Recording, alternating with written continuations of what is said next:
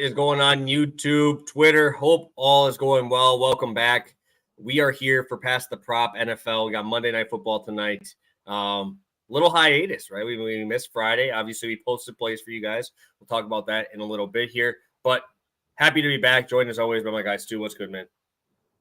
Yeah, like you said, I mean, little bit of a break, obviously. One of the longest weekends of the year in terms of sports, just nonstop action, football, college basketball, NBA in season tournament. We had everything. So it's been a good weekend for me, obviously, following over on Twitter. Had a very nice run over here. So I'm feeling good. And hey, luckily, a lot of the time, I don't know about you, whenever you're having a good weekend, you always flip open the DraftKings, take a look at Monday Night Football. And for me, it always fucking sucks. Like, it's always like the worst game imaginable. And I looked at today's game, and I actually think there's a lot of pretty solid spots for both prop bettors, DFS, fantasy, all that stuff. So I'm excited. I think we got a good game to talk about. And hey, ready to make a little bit more money this morning.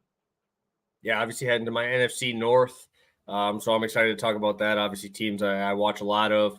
But yeah, we can talk about Thanksgiving. We can talk about those games there. Anything specific that you want to talk about those games before we start breaking down our bets from our Wednesday show? Yeah, I mean, I guess your Packers. I said it yesterday. I mean, it was one of the most impressive sequences, I think, in terms of coaching. I think from any team I've seen all year, like those scripted plays were phenomenal. Out looking amazing, right? They looked fully in sync right there. And even despite the funniest thing, right? I had AJ Dillon under 47 rush yards. They go up like 14-0.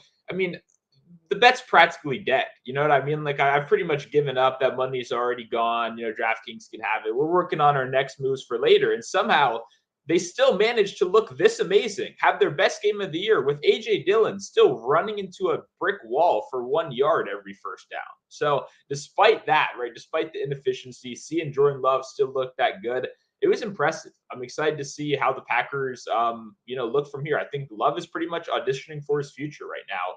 And obviously doing what he did, having his best game of his career on a national stage when everybody is watching is going to do wonders for you, right? It's much better than balling out when nobody's watching in a 1 o'clock primetime game, right? Because he had an awesome game against the Steelers just a couple weeks ago, but nobody was watching that game because that was the week we had all those awesome matchups. So I'm curious to see where Love goes from here. I think that's a guy we'll have to be watching very closely.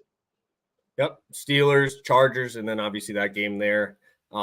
Lions, just I was really surprised. My issue, I did like the Packers. Obviously, we talked about them as a dog, and I really liked them this week.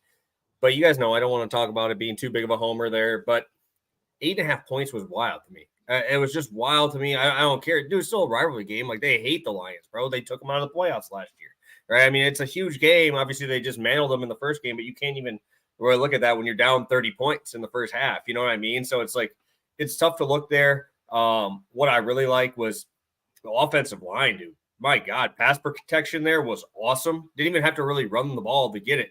I'm happy that they're finally learning, hey, let's have the short pass plays be our run game. It's not a good run blocking offensive line. It never has been, right? That's why we let Rodgers throw the ball 40 times in most of these games, right? I like that LaFleur finally kept the pedal down, right? That's something that he's never been able to do, never wanted to do. But my God, dude, it's so nice when the skilled players, Jaden Reed, man, I told you guys, he's my most exposed best ball. Him and Nick Chubb, one of them comes through. The other one obviously really fucking me over. But my Jaden Reed lineups are I got like 6 of them in the cash right now, which is huge. Every single one that I have in the cash has Jaden Reed a part of it because this dude is just a beast, man. And I can't believe he's still 50% owned only in these fantasy leagues, man. How are you not grabbing this, man? This dude is getting rushing yards. He's scoring rushing touchdowns. Dude is involved in the red zone. Christian Watson finally playing some ball. So it was good to see. And where's all those? It was weird because I think Jahmyr Gibbs and the Montgomery thing I was a big, obviously I have Montgomery and Amon-Ra in my league. But obviously that's some big news too. Just kind of seeing David Montgomery just look better in that game than Gibbs, which I was surprised. Yeah, and then what Geoff in the chat too is wild. Detroit running in the 4th down, 2 scores. It's not that wild if you've been watching Dan Campbell for a while. I mean, this is like a guy, he goes for it a lot on 4th down, and I think that tricks people into what kind of coach he is. He's a classic run the rock, establish the run. We need to get David Montgomery going before we get everyone else going, right? This has been a negative pass rate over expectation team over these last couple of seasons when he's, been involved. So for me, I know obviously the game script does make it crazy, but when I see them do that, it's just kind of like, yeah, that's the Lions. I'm not surprised by that, whatever. I wouldn't be doing that, but it wasn't as bad as you think it was. It was working to a certain extent. It was obviously just kind of killing the clock as well. Yeah, no, and it was really surprising to me that they weren't able to do it well, right? That's the Packers sold out and Goff couldn't get anything going, right? Pass rush was awesome there. We can get on to the next one. Obviously, guys in your division and your team there, Cowboys just putting an absolute slapping on them. Funny part is I have Dak and Josh Allen in fantasy, and I found a way to pick the wrong one. Dak with 41, Josh Allen with 43. So that was a fun one there. Yeah, after I benched Dak for Geno last week, I was not making that mistake again. Luckily for me, this was the week of all my fantasy guys coming alive. Jonathan Taylor, Bijan Robinson, Christian Watson. Like, finally, these guys that I drafted extremely highly are returning some value in like week 12. So it sometimes takes a little while, but hey, at least some of my guys were finally popping off right here. That's the sucky part about having those guys pop off now when your lineup in those when they're dead. So you got to hope that they're coming through throughout the season, and all your other guys pick those guys up because that's how you get those big ones, right? The ones where you have these guys come out of nowhere, right, and just take over. I was just looking at my best balls, and we still got life. We got profitable life, and I'm hoping to get my first one over 2,000 points here today. Got a little TJ Hawkinson in that one, and hopefully he can run it for me. Late night game, not much to really talk about. San Francisco just mantled that offensive line of the Seahawks, which was kind of expected because that front seven is pretty filthy.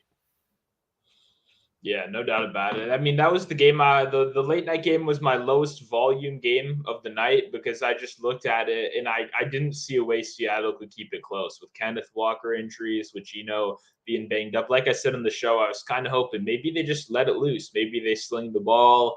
Maybe they come in here with Kenneth Walker injured, and it just looked like that wasn't even possible. Like, it looked like Geno couldn't do that with the arm strength he had, with being injured a little bit in that game. It was a blowout from the start, right? So that's always unfortunate. But hey, worked out at the end. Still cashed some tickets overall. But 49ers, they got a real test this week. Eagles. That's what everyone has on their calendar. So I'm pumped for that one. Sounds good. Let's get to our plays from the weekend. I'll start out with the loser there because CD just didn't get there in yards, man. He got the touchdown, helped me in fantasy, got me my points that I needed, but only 70 yards. Was really surprised there. Dak, probably his worst two throws of the day were easy touchdowns to CD. He had that 50-yard, 60-yard bomb that should have been a touchdown on the first drive. Missed him, and he had 3 yards of separation there. And then another one down the field that he missed him. Another one to the opposite side of his shoulder, which I'm like, dude, come on. One of those and we're golden there for the full sweep. But that was annoying. Yeah. I mean, I haven't even thought about these games in a couple of days. Like, this feels like 2 weeks ago with the whole Sunday slate as well coming through. But yeah, the biggest problem, I had the same thing with my Dak longest completion, is that the end zone cut us off, right? They were so wide open on these explosive plays that they freaking end at 30 yards, right? CD could have run for 150 yards in all those plays. There was just an end zone there blocking the yardage. You know what I mean? Like, it was one of those where he beat them multiple times, like on their side of the field. So that always hurts. But yeah, obviously still like the combo right here.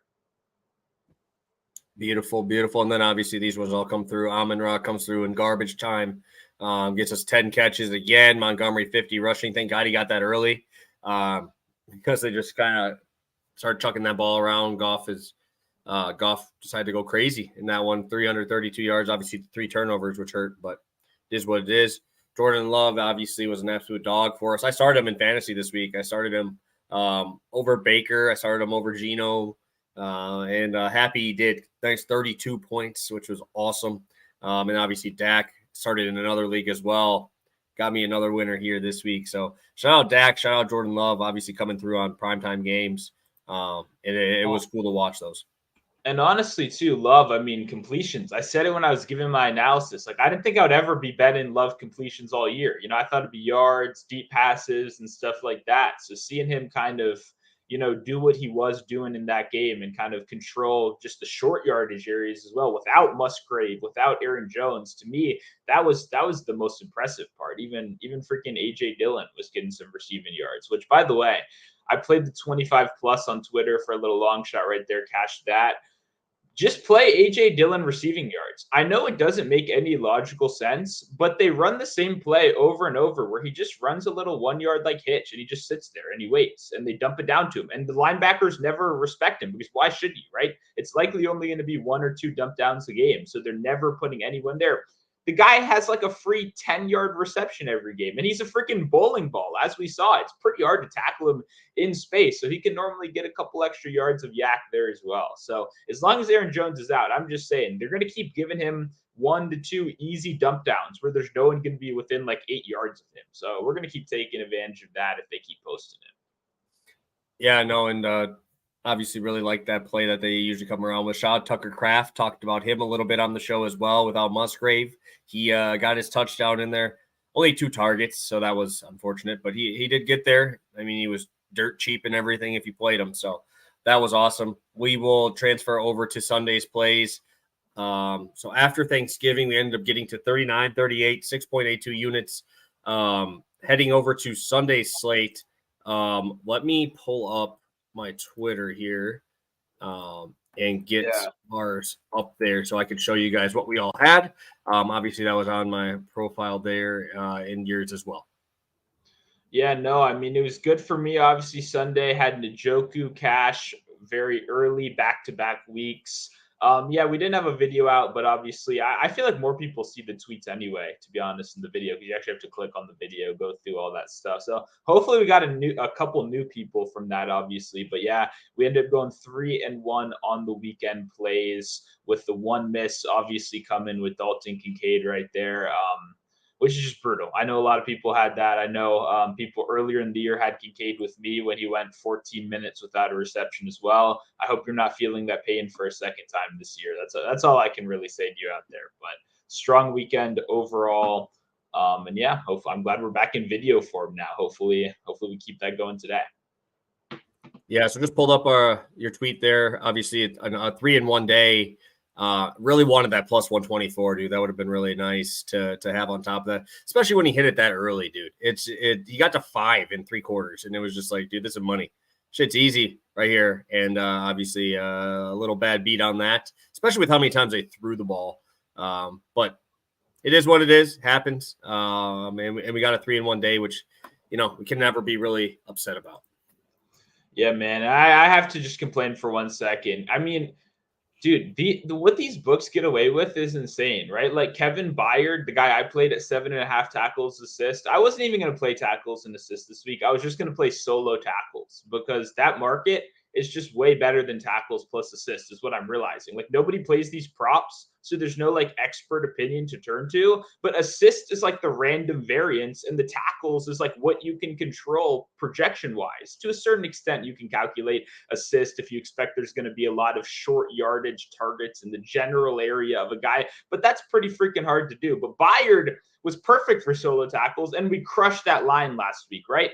This week, for the biggest game of the week, America's game, 4 p.m., there were no solo tackle props for any Eagles players whatsoever. Like they had the tackles plus assists, but for me, I had that lined up as a 3-unit spot right there. I wanted to double up on tackles solo and maybe even for 2 units right there. And just the fact that I know no one cares about this stuff because it's tackle props and like there's no public outrage or anything. Imagine if they did that with receptions. Imagine if they had all the receiving yards and they were like, yeah, you just can't bet on Stephon Diggs receptions today. I'm sorry. You can bet on receiving yards, but you can't take like, what is going on? I don't know. It feels crazy that like the DraftKings of the world are doing stuff like this on a week-by-week basis. But if you see Byard up next week, maybe tackles plus assist or solo tackles, we're probably going right back because that's been absolute money so far.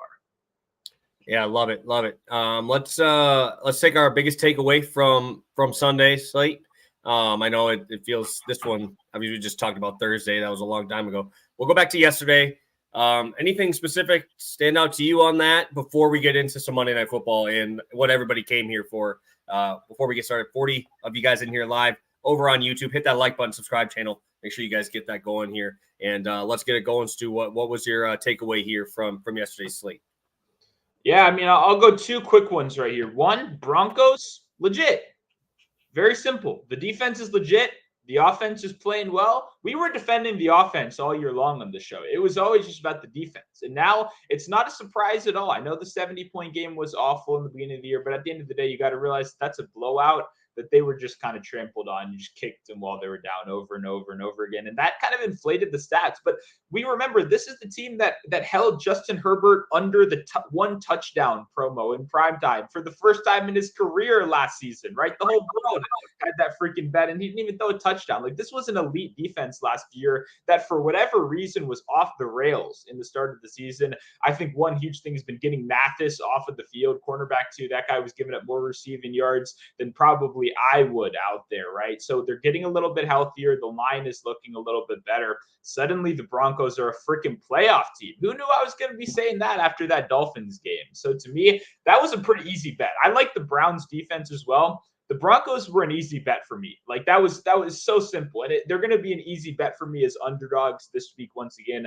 I already placed that bet once again. So for me, my takeaway is the Broncos are legit. Let's keep it going, baby. Mr. Unlimited.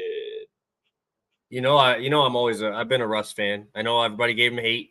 I've been sitting here, putting my W up over here. Badger country, baby. Love it. Happy to see him succeeding here. And my boy Javonte, dude, doing his thing. He just continues to be a workhorse. Little injury scare early on in the game, but came back in. Dude's tough, man. I love that. I love that where they're just not just like, oh, we're cutting it. No, this dude's out there. He wants to play. I love that they're finally giving him a bunch of run. Speaking of that, that's going to be my first thing. Bijan Robinson, baby. They finally give him the fucking ball. 19 touches. Look what happens, dude. 120 total, 2 touchdowns, right? It's weird, man, when you give the best player the ball. What happens? And it's kind of weird because it's like we talked about it. Arthur Smith, they must have just told him, dude, if you don't give him the ball, you're going to get fired. Like, and that's what they should have done in week 3, bro. Like week 4. Like, it was wild to me what was happening there. Finally, guess what? Nobody's asking Arthur Smith any questions like that anymore because you let it happen. And yeah, maybe the game didn't go the way you totally wanted it to, and it was a lower scoring game, right? 24-15. Maybe you wanted to score more points, but you guys weren't scoring more points anyway, right? I mean, that offense hasn't been doing anything. And, sorry, I am going to have my little side punch in on my boy Taylor Heineke. Thank God, bro. Thank God. 6 targets? Taylor Heineke ain't giving Bijan 6 targets in 5 years, bro. He ain't getting 6 targets in 3-5 years. I don't know what it is. That boy will not check down to a running back. So shout out Desmond Ridder for finally doing, I don't know what he had to do to get that job back, but thank God, Bijan owners, you should be thanking Arthur Smith for the first time ever for putting Heineke on the bench. Let Desmond toss it down. Second one, I know I got a little hype there. I'm going to be hype on this one again. I think it's funny. You see Matt Canada leave. You see what happens with this offense. My guy, Najee, bro. I'm telling you, I don't know why everybody hates that man. That dude runs so hard. There's just no room ever. Then you give him 16 carries, right? He had the same amount of touches as Jaylen Warren, right? And he had more opportunities because he had 1 target. 16 carries, ended up at 100 yards. Then they took 1 yard off, put him at that 99 in a touchdown. I mean, I think both those guys can be fantasy viable right now. They're both finding a way. Obviously, Deontay Johnson wants his ass kicked off the team. So, I mean, might as well just keep running the ball if you're going to have to deal with that dude. Yeah, no, I mean, multiple times, not blocking, not run. And to me, like, that's interesting to see because I've got guys that have done that to me that I've crossed off so far this season. And you only normally see it in like the film and stuff, and you kind of like, well, like for example, I know people aren't gonna like this. DJ Moore was crossed off with Tyson Badgett for a couple weeks, and in the fourth quarter, he wasn't running routes. If you watch the all 22, he's over there doing the same like limpy whatever, and no media attention. DeAndre Hopkins earlier in the year with same thing with like nothing. These guys were given 0 effort out there. So the only thing I'll say is it's a little unfair to everyone go at Deontay just like he's the only guy in the world that slacks off on plays and stuff like that. It just happened. He got caught like 2 times, right, on the fumble, I believe, as well. Yeah, that was the big one. Like, he was the closest dude to the ball. and he turned his back. It's like, dude, these plays are 3 seconds, bro. Like, you can't just lock in for 3 seconds. Like, if that fumble didn't happen, I don't think it would have been that big a deal, right? Yeah, The guy gets tackled, it's done.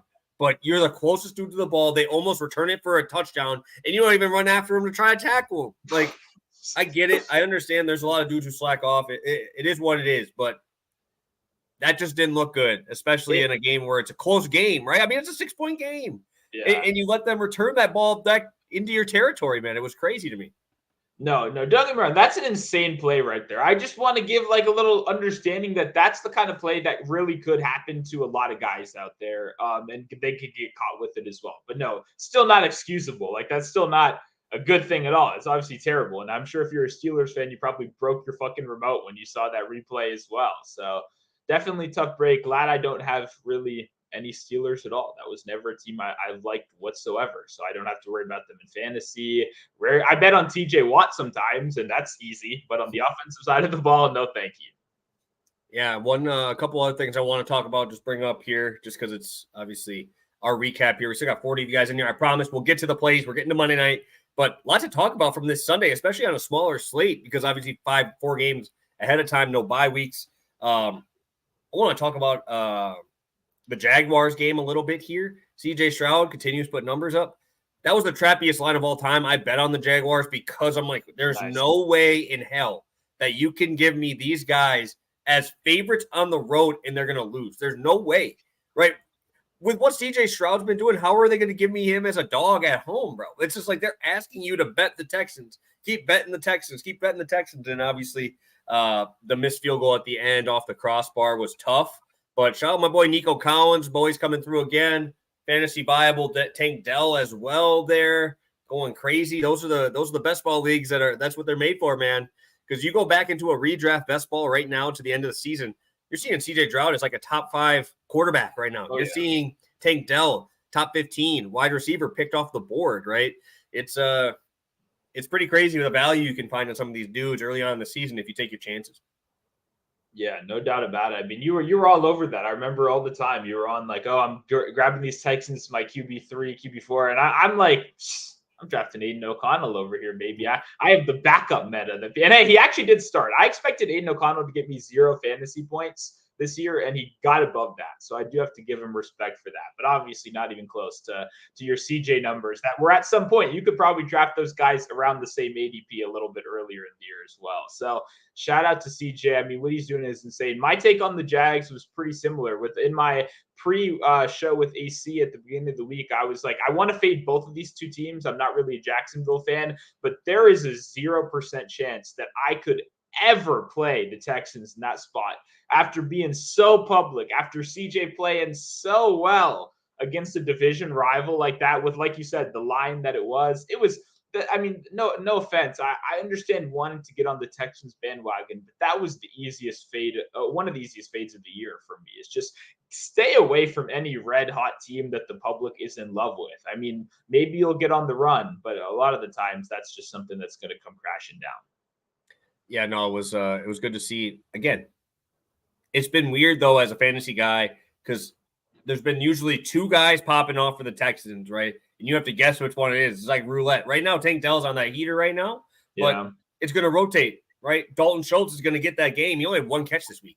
Isn't that crazy? This dude went over 300 yards passing and threw 1 completion to a top 10 tight end right now in the league, man. So it was pretty wild that he was able to do all of that. Obviously, the rushing game in there as well. Wanted to bring up the Chiefs a little bit, getting a little bit of a scare early on again. They're playing my Packers in Green Bay this week. Sign me up for that one. I'm going to be on Jordan Love again there. But it should be a fun one there in Green Bay. It's cold as shit here. So it's like freaking 20 degrees today. I'm excited to see that one in Taylor Swift in town. You know, we'll see what happens. Is that true? Is that because that changes the line at this point, dude? So, I think she is, and Simone Biles has been in Lambeau the last 2 times I was there. She was a couple of boxes down for me over there. So I like we'll that. see. You were just a quick box mention right there. You know me. Just I was right next to Simone Biles, so just I think maybe Hey, Taylor it Swift was will be like next to 12 me. boxes over, so it wasn't like we were like sitting like Well, this or nothing, okay, I'm Got that I'm over with. applauding you. That was slick right there. I like that. I like you. Just got to, maybe Taylor Swift will be in the box next to me next week. Keep Unfortunately, I your don't eyes think on I'm the going. TV. I don't, dude. Those tickets we sold those, or my sister's boyfriend's family is the one who has those tickets, and bro, they sold those for like 3x what they were before the season, like second week of the season, bro. It wasn't even when they were dating Taylor Swift. I don't even want to know what they go for now, bro. It's up there though. It's probably 4 or 5x of what the actual face value of those seats are, which is absurd. Absurd. All right, Stu, you want to get into this Monday Night Football game or what? I do. I'm ready. Sounds good. Sounds good. We got 50 live viewers over on YouTube. Pop over on Twitter, see how many we got. I think we got a couple over there. Stragglers along over there on Twitter. Appreciate you guys tuning in over there as well. First time we've done that, where we streamed on Twitter in a while. I think it's been since we started, like maybe year one we did that. But switching over to YouTube here. Again, if you could hit that like button, it means more than it should. And we'll get it going here. After we check out the chat here, we got Joe K in here. We got Terrence in here as well, Flan Fam, good friend of the channel here. Obviously, posts on a lot of these videos. Happy found you, Stu, on a heater there. We finally got the 2 touchdown game we were talking about on Bijan. Yeah, let's get this thing going. Stu, we got the primetime game tonight. Bears, Minnesota in the Dome. Bears 3-point dogs. We're seeing a 43.5 total. Little juice to the under. Of the 3 sides, which one are you leaning? Or 4 sides, my bad. Yeah, no, I've been thinking about that question all morning because for me, off the top of my head, I think the Vikings are the side that I want to be on, but something is really telling me that they're going to have more trouble scoring points than everyone thinks they are. Like, I like Dobbs. I've been a big fan of what he's done so far, but we got to remember the Bears defense is trending in the right direction, right? And specifically when you take away the run game, right? When you have some strong linebackers that can possibly even keep TJ Hawkinson contained a little bit more this week, then we have to ask a guy like Jordan Addison to step up. But the outside corner play for the Bears has been pretty good in the second half of the season once again. So for me, weirdly, like my brain is telling me the Vikings are the right side, but my heart is kind of telling me to stay off of that. So for me, I'll pivot to the total right there when I'm picking. I think it probably stays a close game, a competitive game. I don't have a strong take on the side. For the total, I'm going to say under. I know a lot of people are trending towards over. I think you can actually get a better under price a little bit later in the day, just because I am seeing a lot of smart people on the internet talk about how they like the over. And I understand turnovers are a big concern. That's my number one thing right here. Brian Flores, I've talked about a lot. I have a lot of respect for his work as a defensive coordinator. What happens if that leads to some short fields, some easy touchdowns? That's when things can get a little bit ugly. I think we might have a field goal fest on our hands right here. And hey, we just saw the freaking Chargers and the Ravens go way under last night.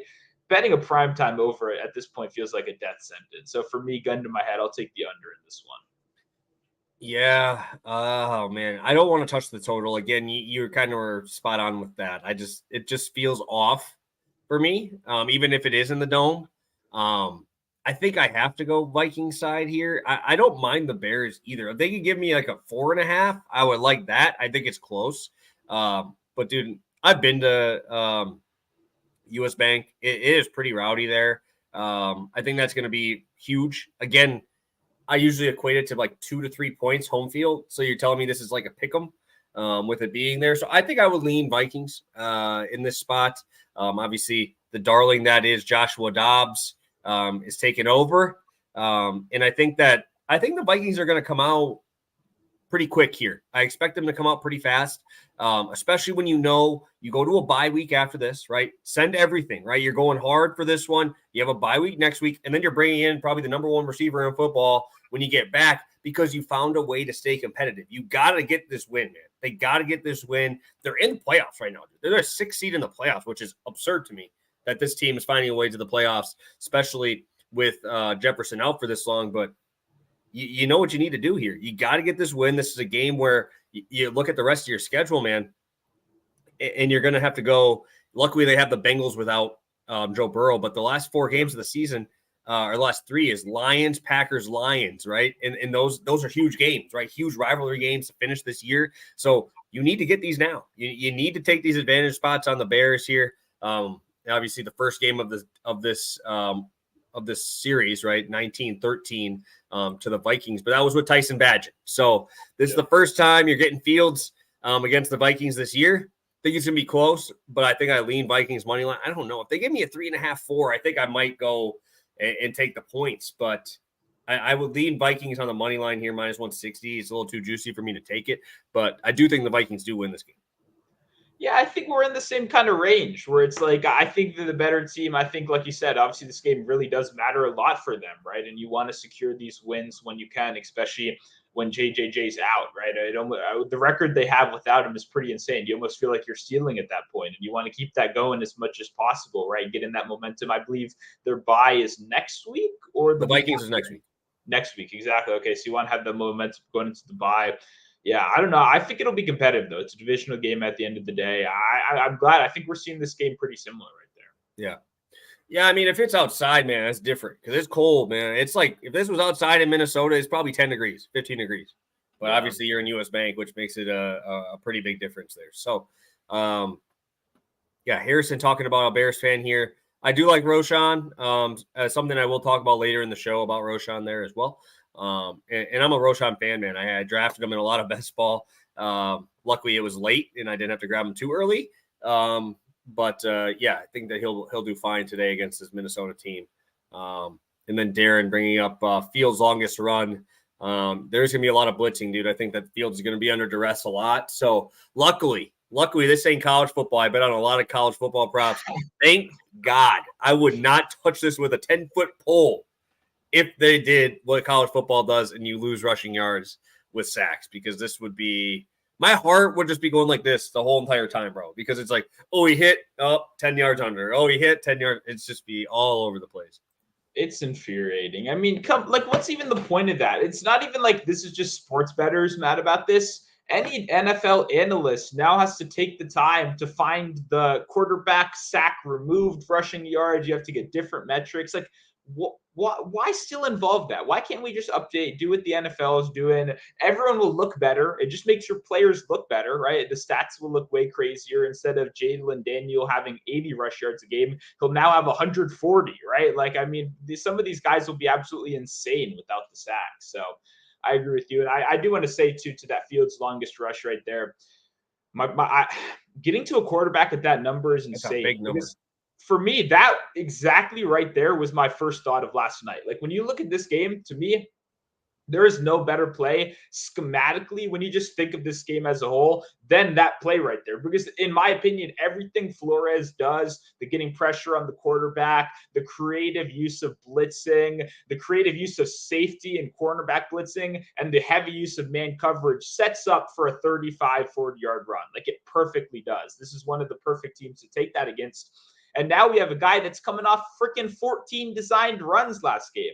So my question to you is, when you see like the 16 longest rush for me, and I think we saw 13 designed runs last game, let's just go to the rushing yards. Why fuck around with the longest rush? And that's coming from someone that's arguably bet this market more than literally anyone else out there right now in terms of longest rush and longest receiving. My point is, if you're liking that number, but you also like the volume, you think it's going to be consistent enough, then why not just go to the yards? Because we could – and I mean, this happened to me with Dobbs like 2 weeks ago. You could see 2 12-yard runs. Same thing with Fields. You could see a couple 15-yard runs. He skies over 75 rush yards on a nice 10 attempts, and you're sitting there like, fuck.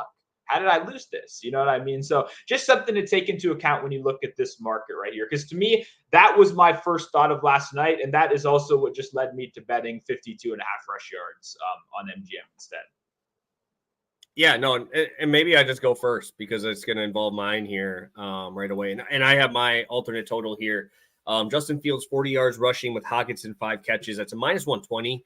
I might have to pull this up and show you guys on FanDuel right now because it was literally a line that just didn't make sense to me when I can combine these two. You talked about how many designed rushes he had, right? And in my opinion, I don't want to touch the longest rush for the reason of we've already seen him hurt this year, right? We've already seen him out for multiple games, and they've seen how bad this team is when he's not in there, right? He is so dynamic, making these big plays where I think he's going out of bounds once he gets the first down, right? He gets that first down, get out of bounds, don't take the hit, right? So many blitzing coverages. Like I said, if this had sacks, I'd be worried.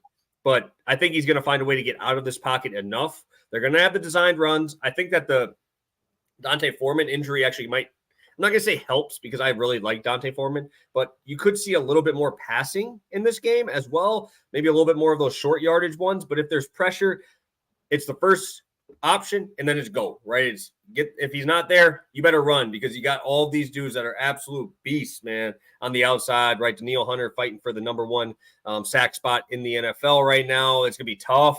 So I'd rather take the regular yards. I like that you talked about the 52.5, but I'll buy it down to 40, especially when I want to throw Hockenson in there and have a bet on this guy. Obviously you can go to last week. He only had 4 catches, 4 for 47 or 4 for 55 in that one. But also Josh Oliver had 4 catches in that game, right? And I don't expect that, right? I don't expect that to happen probably ever again where he gets those. He did go out of the game for a few plays as well. So, he's always good for that underdog. Text he is saying that he's on the sideline or going to the medical tent. He's like that AD a little bit there where he goes there, but he comes back, right? AD usually stays in there, but he tries to come back. Right, Hawkinson's obviously tough, and like I said, the bye week I think is really important to talk about. Seeing as he'll have a full week after this, right? What I did like was going back to that first week, week 10 with him, 47% target share in that game. Absurd, absolutely absurd target market share. 15 targets in that one, 11 catches. You want to go throughout the season. I think he's missed this line twice. One of them being last week. I think it's a nice buy low spot. I know a lot of people want to take that ladder, but I'd rather grab that 5 catches, make it nice and easy there.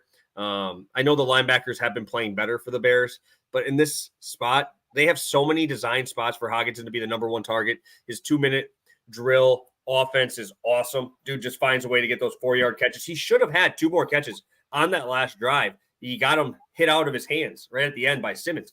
Pretty sure it was two in a row. On that play because I was watching that game and I have him in fantasy in 3 leagues. So I was watching it. He had the ball twice. Dude punches it through the back. That should have been another 2 catches, right? That changes this line, in my opinion. So you're not getting this line at minus 320. It's going to be closer to minus 400 because this dude just had another 6-catch game. So sign me up. Targets are there. I don't expect Josh Oliver to get 4 catches and 41 yards in this game. I think they're going to be rolling with Hockenson. This is last week as the official number 1 with Justin Jefferson coming back. Sign me up, man. This dude is just too good at that 2-minute drill. I think he gets like 3 catches in that drill anyway. Yeah, no, we talked about it plenty, but I mean, I like Hockenson, and I did kind of mention like the Bears linebackers were the biggest like free agent spend. Edwards isn't really a coverage guy, but Edmonds is a pretty good coverage guy overall. But for me, I mean, Hockenson 5 catches is like a floor. Like you could have the best coverage linebackers and you could have both of them in this game. When you've got a guy like Dobbs who's targeted the tight end more than any other quarterback in the league, right? He came into this trade before he was even on this team with a good tight end. He came into this trade with a 30% tight end target rate to freaking Zach Ertz and Trey McBride, right? Like that's who he was dealing with earlier in the year. And now we have a legit like all-star tight end right here in that place. We know Hockenson can do it all. He can get deep downfield, but what I think he specializes in is just those short intermediate safety blanket kind of throws. I think this profile is perfectly for one of those, 7 for 60 kind of games right here. I don't think it'll be the sexiest game in the world, but I think he racks up receptions, gets the job done. And you already know, I said it a second ago. I bet Fields 52.5 rushing at MGM. It's still available right now, minus 125. I would definitely recommend that to anyone out there. And the 40 rush yards is a great number. I mean, 13 designed runs last game. That's insane. And it worked. They almost beat the freaking Lions. It's not like, oh, we got to go back to the drawing board. Let's let Fields throw the ball 30 times again. We know what they're going to do right here. Yeah, and this is the funny part to me was obviously they had the game earlier this year. He had 46 rushing yards in that one. He only played against these guys one time last year, which I think is important. Like he hasn't been involved in all of these games against these guys, right? So he hit that number last year as well against Minnesota, 8 for 47. So that's both times he's played these guys. He's gotten there. Obviously, Flores has been there for both of those. You really can't stop it, right? I mean, unless you're going to have a spy there. But Cole Kmet's been so much better than he has been over these last couple of years. I have him in best ball in a decent amount of leagues. And he's been nice, man. He's been nice as an option there for Justin Fields underneath there. So pretty much have to pick your poison. And then obviously DJ Moore on the outside has been so much better with Justin Fields in the lineup there. So I think he gets a lot of attention as well. So that will be my play for today. And we will kick it over to you, Stu, for our last one. Yeah, no, I mean, I just sensed a second ago, your play was like two guys that it's exactly what that we know they do, right? Me, this is more of a speculative play right here. This is a little bit making assumptions, right, on kind of the future of this backfield rather than the present. And guess what? We've done a pretty freaking good job of fading Alexander Madison this year. And I look to continue to do that today in both ways. I'm going to play Madison unders, which I've already done a little bit. And I'm going to play Chandler overs. It's pretty simple right here. These are the two running backs in the rotation with Cam Akers going out last week. And Chandler's a guy, right, that to me, he profiled more as a pass catcher before the year started. He was actually a fairly high best ball draft capital pick for most of these backups, considering the fact that Madison was not a very dependable starter. And he didn't really quite come out to the start everyone had hoped. But when you did profile him, when you looked at his college production, the receiving game work is what looked like it would profile a little bit better at the NFL level. Obviously, the between the tackle stuff has been okay so far, considering his competition. Alexander Madison is a bottom of the league in rush yards over expectation running back. He's not that great in that role, right? So we've faded him plenty of times so far this year. I think the alt under for his rush yards will once again find its way onto my card in one way or another tonight. And hey, the perfect thing happened right here, because I was really going to go on this whole rant about how the tides are turning, right? And sometimes you need to be able to jump on something like without any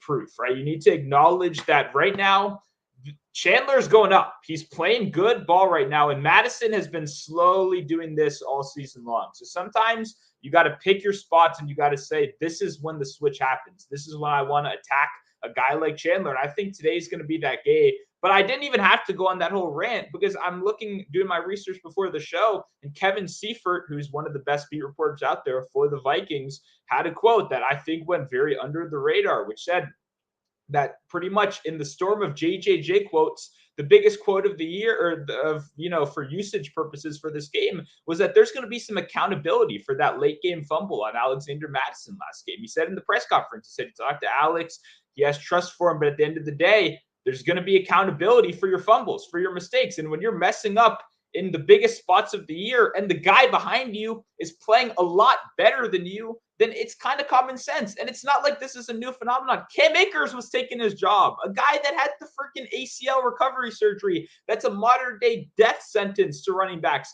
He was taking his job just 2 weeks ago. So this should not come as a surprise to anyone. Chandler has outworked him in both of these two games if he's coming back.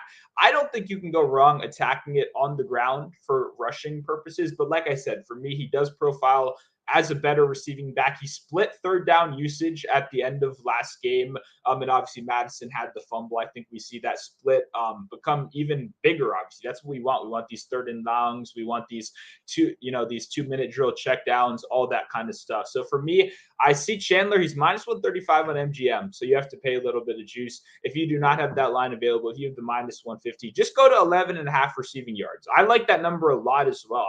I actually think that is an underpriced play as well. And if I wasn't attacking it with the Madison under correlation, this would probably just be like 2 units, spread a couple different Chandler bets. But for me, I'm going to do it in a little bit more of a creative way right there. But I just want to say, if you don't have the good MGM price here, you have the minus 160 I saw on like FanDuel, whatever, then pivot to 11.5 receiving yards because I like that just as much.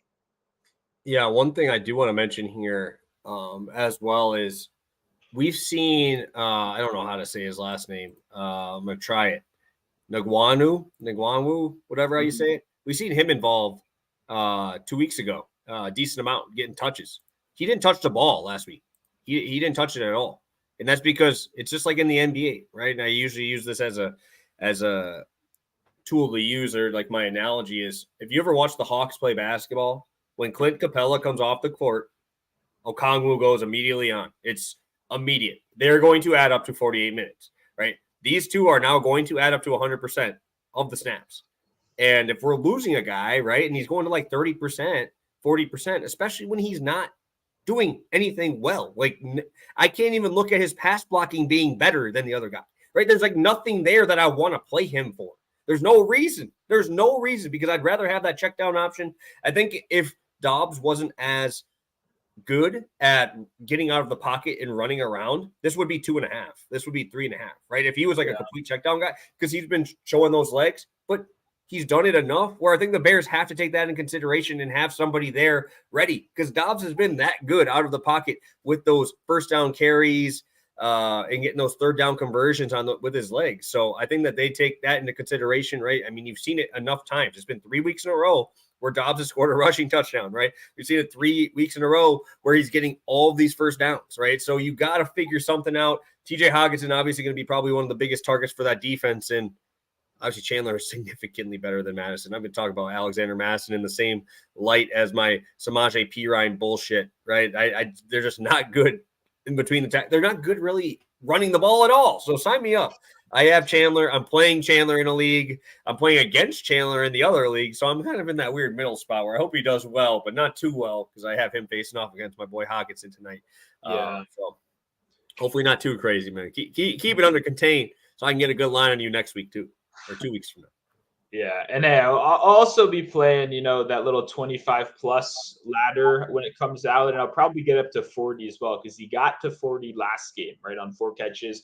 And I didn't even throw out. I mean, I feel like everyone's going to see these kind of stats, so I don't think it's simple. But like the Bears are the worst team in the league to opposing rushing receiving backs. And to me, I know people will post, oh, look, they allow 63 yards per game to opposing rushing running backs. To me, that kind of thing isn't really insightful, in my opinion, because you're comparing Ty Chandler to Austin Eckler. And Ty Chandler is not Austin Eckler. He's not Saquon Barkley. He's not any of these guys. If I went through, maybe I could compare him to backup pass catching running backs, and that would mean something. But I just wanted to say, I think the overall argument that we just gave a second ago is much more impactful, right, than just saying, well, look how many running backs, rushing yards they allow.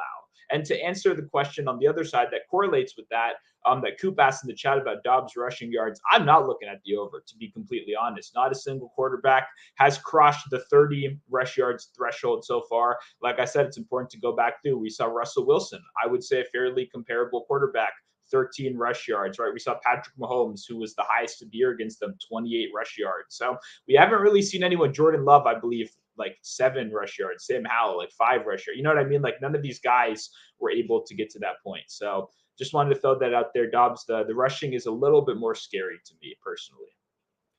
Yeah, one thing I do want to mention about Chandler there as well is he did have a 31-yard catch last week, right? So that's 31 of his 40 yards on one catch, right? So just he got 4 catches though, right? So they don't have to be big plays. That's why I think if I can get an alt line on this and grab those receptions, I think that's probably where I go versus the yards. I see a lot of people talk about the yards in there, but I mean, you could do longest reception then at that point because he is explosive.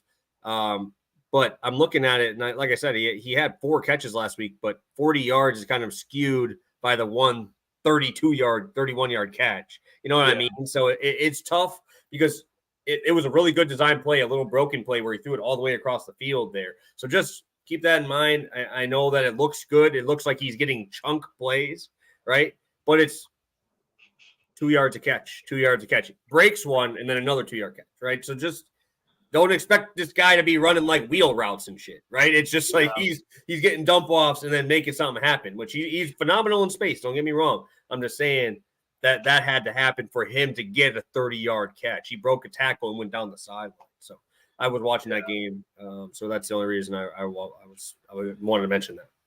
No, it's great. It's great criticism right there as well too. And I mean, I know it's not necessarily that, but I know exactly what you're getting at right there. And that's like, truly, if you want to, I hate to say it, but like if you want to gamble to at like a really high level, at a certain extent, there are things that the numbers just don't pick up, right? Where you see not only like you see how the yards are gained, right? And you go, okay, that's not a sustain. For example, right, whatever yards were credited on that dump down to Austin Eckler for the receiving yards, it's going to look a lot better than it is. But you know, right, that is not a play in the playbook that is active. You know what I mean? Like these aren't sustainable yards gained. So I definitely appreciate you mentioning that. I think that's a good point. My counter argument to that would be for me, Chandler is a very high variance player in general. And the one skill he does seem to have that's been complemented by Kevin O'Connell is his burst and his acceleration. So at the end of the day, and a guy that I'm not confident that will have that much volume outside of hopefully my 2 catches in this one, I'd rather take a chance at betting on the burst than the consistency, because attempts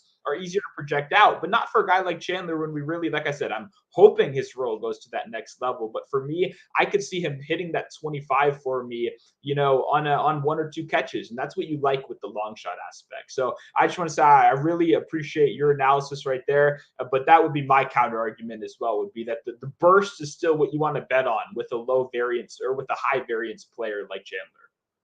Yep. No, for sure. And I think we're kind of saying the same thing anyway, because I mean, the variance is the 30-yard catch versus the normal, 3-yard turnaround, get it. So it's always good.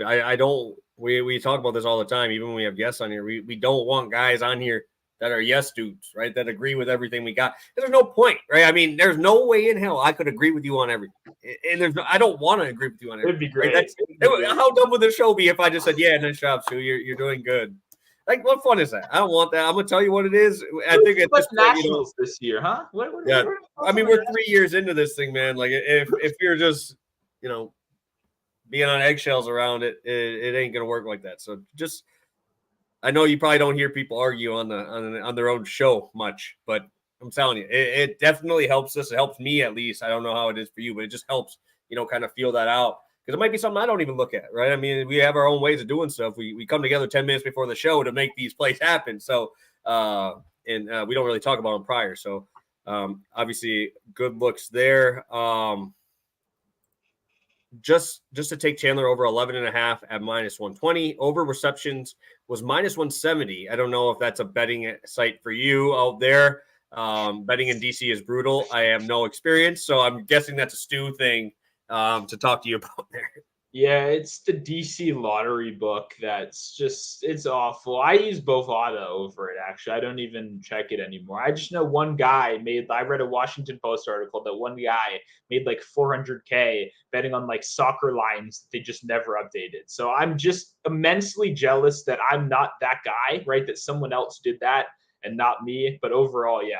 And okay, Chandler up to 260. Yeah, 35 is still on, 135 still on MGM right now. But like I said, I love 11.5 as a pivot. I think it's a perfect, counter right there. So I have no problem taking that with just as much confidence.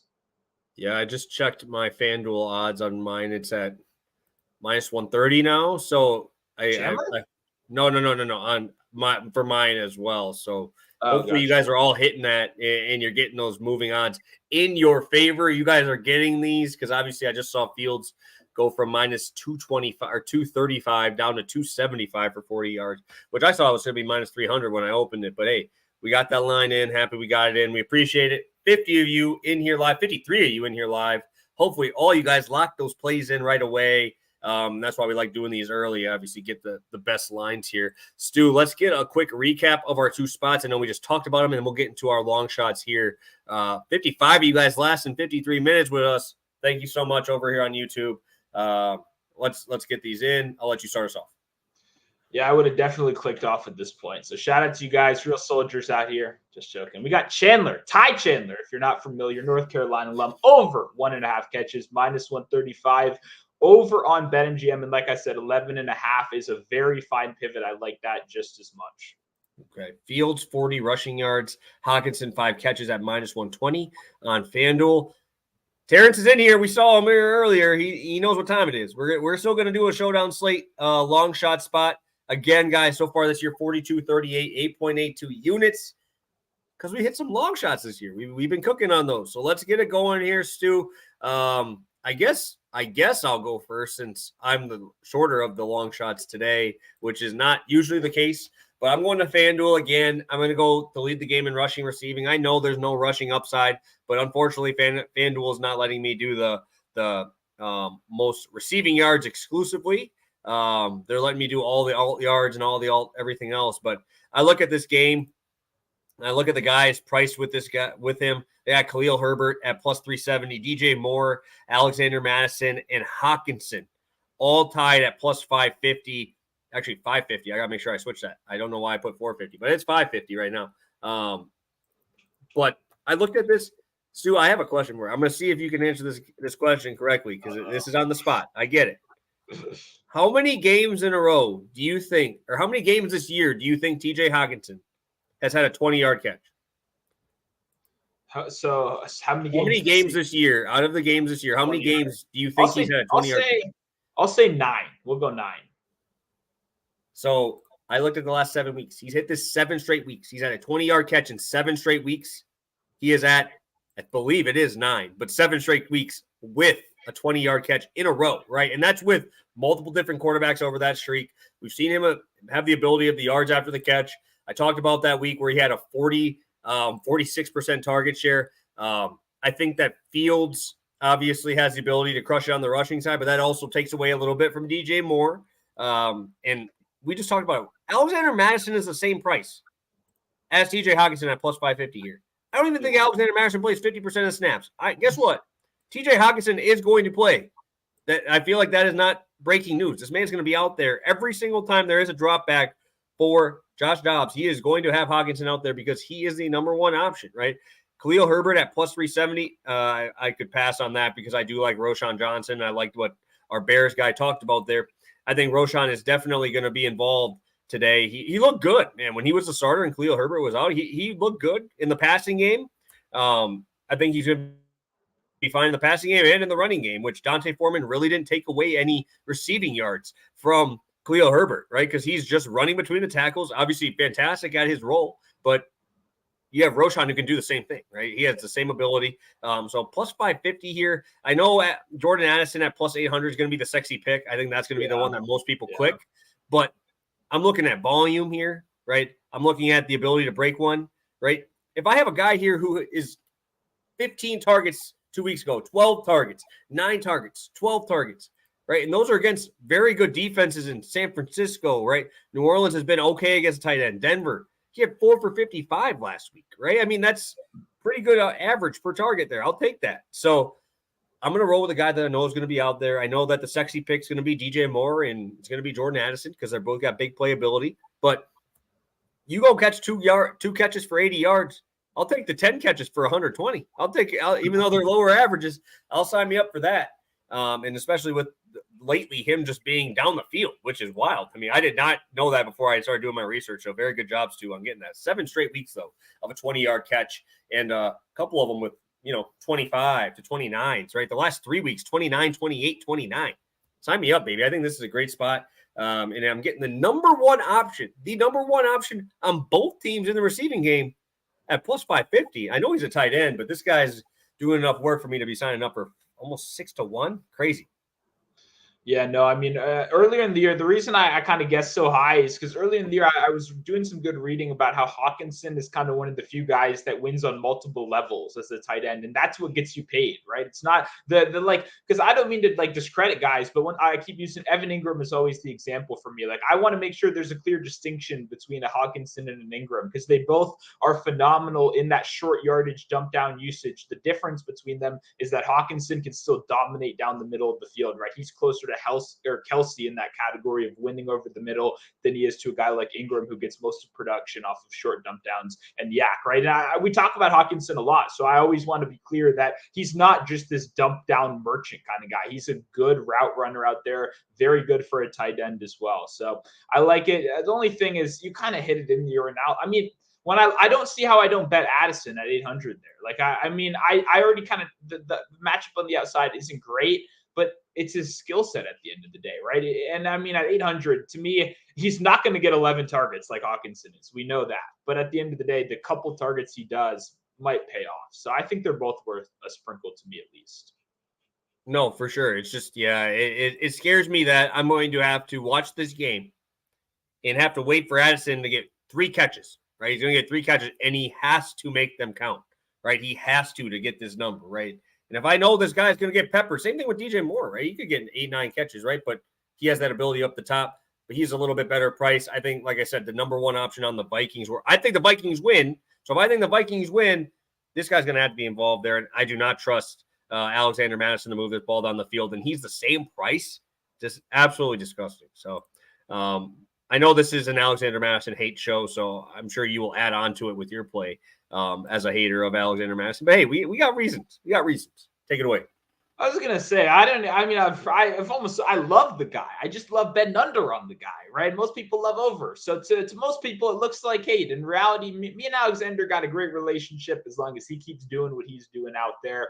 And for me, that's not playing very well. Like I said earlier, I see a shift right here. I see the tides turning. Fields, by far, my favorite touchdown prop in this game, 180. I look at it. Who do I want to, put this with? And when I look at who else I like in this game, there's not that many people. I like DJ Moore because, like you said, their relationship is very good when Justin Fields is back. I think that makes logical sense. I don't like Cole Kmet, complete cross out. Look at his stats with Tyson Badgett and then take those out and look at them again. Oh, he fucking sucks. Oh, he's great with the guy that only throws it 1 yard in front of him.